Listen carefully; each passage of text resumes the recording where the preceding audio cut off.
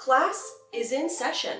Yes, for today's video, I will be giving a little lesson on common Lolita terms and what they mean. It really wasn't very long ago that I myself had no idea what any of these terms meant, so I wanted to bring a little knowledge today in case you are also wondering what the heck these words mean. Oh my goodness! What do we have here? A little teacher's pet, maybe? You are late to class, young man.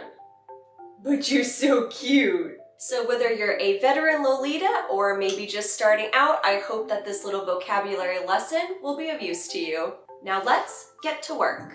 So our first term is KC, which stands for Kachusha. And here is what they look like. It's basically just a bow on a headband. However, the term itself has very interesting origins. I actually just recently learned about this term myself, so let me explain. To learn more about this Lolita vocabulary term, we are going to go all the way back to the Taisho era in Japan. Now, during this time period, Western culture was very influential and popular in Japan. And one of those popular influences at the time was actually a Japanese adaptation of a Russian play. And this play starred actress, singer, it girl of the time, Matsui Sumako. Now, Matsui starred as the lead role in this play as a girl named Kachusha. Kachusha is basically the nickname or the shortened name of the version of Catherine in Russian. In her leading role, she sang the play's theme song, which was Kachusha's song,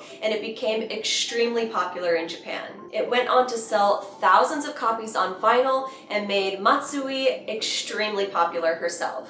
So of course people wanted to capitalize on this popularity, and advertisers and retailers started selling items, mostly branded towards women, that allowed them to emulate Matsui's style. Now those items were mostly accessories, but especially a special headpiece called the Kachusha headbow. The Kachusha headbow was of the most popular accessories that women really took to in this period, and this is an actual advertisement from that Taisho era advertising the headbow. Now within the Lolita community, you will mostly just hear these accessories being referred to as a headbow, but if you see the term KC on a lace market listing or anywhere else, now you will know the very interesting and obscure reasoning behind it. And now moving on to another acronym, we have JSK, which stands for jumper skirt.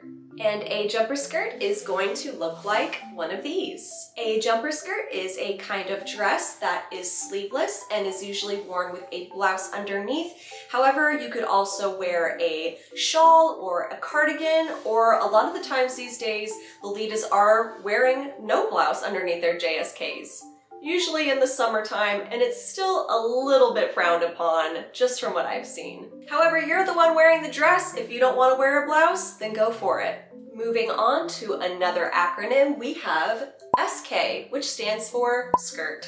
No mysteries here. A skirt is a skirt. This is what you'll be looking at. Now these skirts do have differences in their waistlines. This one has a little bit of a thicker waistline with some lacing in the back, which is a little unique maybe from my point of view. I feel like most of the other skirts that I see will have just an elastic waistband, or maybe just a little bit thinner of a waistband without any other like lacing details on it. So you can see a variety of options in the waistband, but usually a skirt is a skirt. Our next term is OP, or one piece. So a one piece is another style of Lolita dress. It is a Lolita dress with sleeves. They can be long or short. Obviously, since the dress will have sleeves already attached, there is no need for a blouse. If they're longer sleeves, great for winter time, or if you just don't want to deal with putting together a really complicated cord, a one piece can be great because you don't have to worry about a blouse. Next, we have another style of dress, this time no acronym though. The next term is salopette. And here is what a salopette looks like. The typical salopette silhouette, say that 5 times fast, will have a shorter skirt, and the bodice has more of like an overall bodice with adjustable straps at the top. I think salopettes are really great for a more casual Lolita look. A lot of the time I see them styled in a more fairy K Lolita twist because they are more of like a cutesy, less formal version of your typical JSK or OP Lolita dress. And our final term referring to dresses is katso. The word katso is going to refer to a style of Lolita clothing that is made of a soft, like jersey knit material. It is more of a casual option, and it can refer to a range of items within the Lolita fashion. A katso can refer to a dress, a t-shirt, or a jacket. No matter the style of the katso, they are a great option for more everyday casual Lolita wear that is super comfy. Moving on to leg wear, we have some more acronyms. Our next term is going to be OTK, which stands for over-the-knee socks. As described, over-the-knee socks are socks that stretch over your knee, or at least they're supposed to. I guess my juicy American legs would beg to differ. Our other leg wear term is going to be UTK, which stands for under the knee socks. Again, pretty self-explanatory. You can tell these socks are much shorter because they do hit at just under your knee. While over the knee socks I would say are more popular, under the knee socks are great for a more classical, old school Lolita vibe. Now moving on to footwear, our next term is tea parties. Now yes, Lolitas do go to a bunch of tea parties, but this term actually refers to shoes. Here are what tea parties look like. This is a silhouette of shoe that was made popular by the brand Angelic Pretty. It is denoted by a low, almost flat heel, straps across the top, and a bow on the front. Tea parties are usually the most common kind of shoe worn out in Lolita.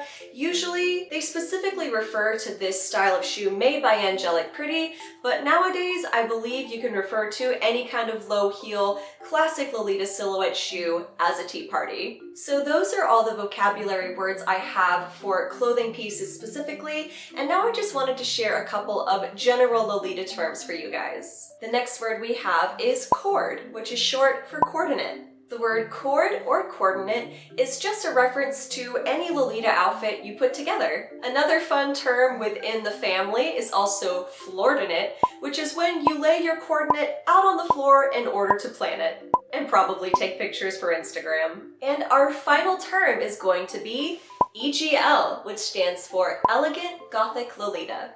Now, EGL, or Elegant Gothic Lolita, was a term originally coined by designer Mana. Now, Mana is the creator and designer of the Gothic Lolita brand Moi Même Moitié. P.S. Thank you so much to Flame Bloom for telling me how to pronounce that properly. I still probably butchered it, but I tried. I'll just say Moitié for short. So Mana is the designer and creator of the brand Moitié, and he used the term Elegant Gothic Lolita when referring to his brand specifically. However, I feel like these days, EGL, or Elegant Gothic Lolita, can be used to describe or refer to the Lolita community at large. And now that you know these vocabulary words, you can go out into the EGL community without feeling like we're all speaking another language. Thank you so much for attending my little class today. I hope you learned a lot, or even just a little. Now you can go use these words to impress your other Lolita friends, or just keep up with the conversation. Thank you so much for spending some time with me on my channel today. I hope you did enjoy it. I'm gonna go enjoy the rest of my day. I hope you enjoy yours, and I will see you in the next one. Bye!